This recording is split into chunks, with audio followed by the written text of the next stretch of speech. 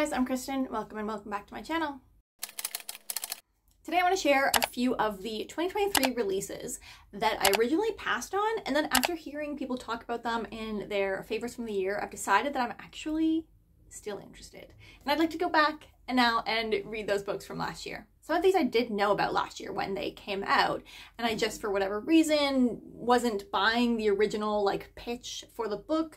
And some of them I totally escaped my notice, had no idea that they were out or hadn't heard of them at all until people talked about them after the fact. So just 5 books to go through. Let's jump into it. So the first one on this list is Swordcatcher by Cassandra Clare. This is one that I was aware of last year when it first came out, but I was never really a Mortal Instruments girly, and so I didn't really care about Cassandra Clare's adult fantasy debut.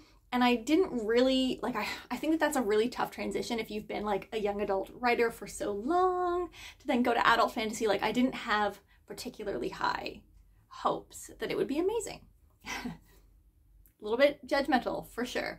But it wasn't top priority last year. But after hearing people talk about having read it, I think that it is going to be something that could very well work for me. So I don't know much about it. I'm not going to read the whole synopsis here, but I think it's one of those one of the main characters grew up to be a body double to literally catch swords on behalf of the prince. Looks like there's going to be some forbidden romance, failed assassination attempts. So I actually do want to check this out.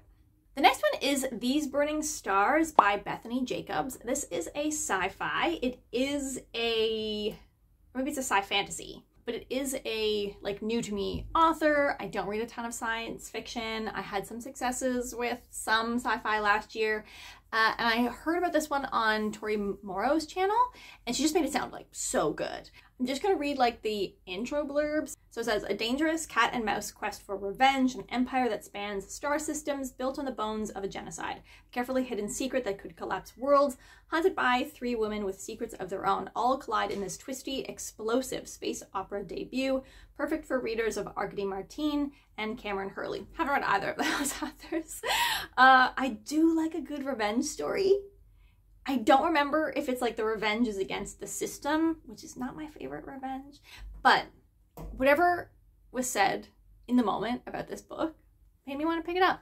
So I'm going to. Then we have Divine Rivals by Rebecca Ross, and this is definitely one that I was aware of last year. I think I even talked about it in my mid-year, okay, I don't want to hear anyone mention these book titles anymore, because just everyone was talking about Divine Rivals last year. I think the sequel came out either at the very beginning of this year or the very end of last year also, and it's a duology, so it's complete now. And I just really didn't gel with Rebecca Ross's A River Enchanted. I felt like it had so much potential that it just didn't quite live up to it.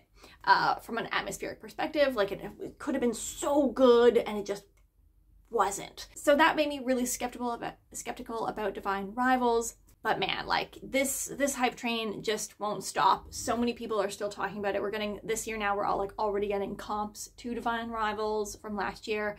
And color me intrigued. I have heard enough now that I think it could be YA done right. And again, it was young adult, and so that's not really a big draw for me right now. So I was hesitant because of that. Not hesitant, but well, that author hasn't worked for me in the past, and it's YA, and I'm not really in the mood for it. But every now and then I get a young adult book that really works for me, and I think this one has the potential to be it, from just the still constant, what feels like constant talk about Divine Rivals. I'm gonna try it out.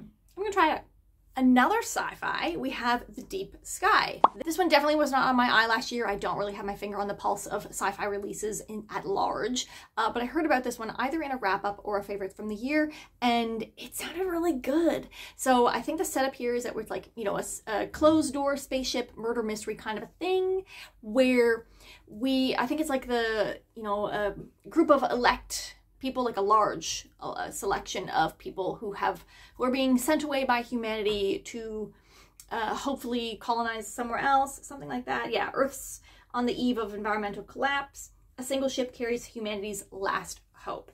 And these are the elite at the lead graduates, except for we're following the main character who's the alternate. So she wasn't good enough to get any specific role, but good enough to be like the maybe for a bunch of different roles.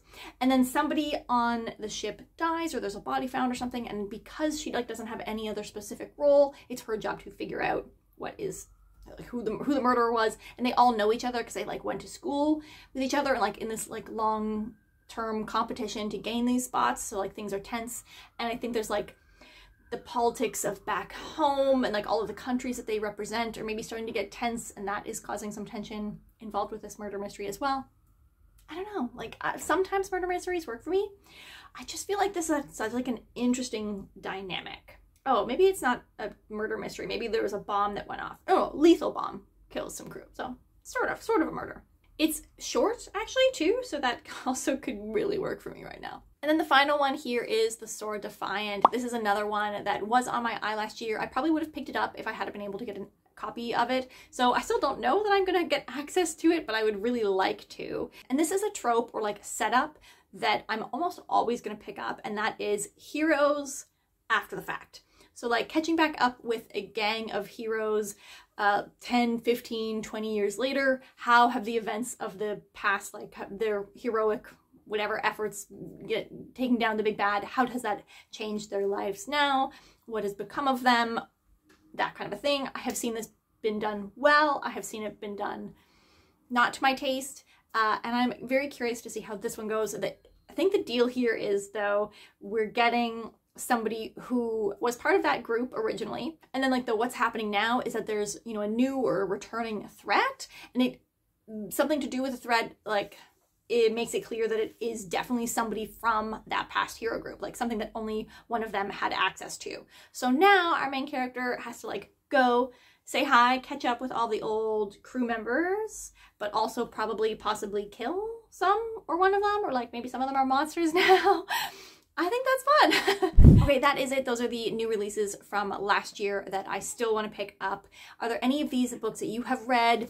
Is it worth it? Do you think that I definitely should? Will I like them?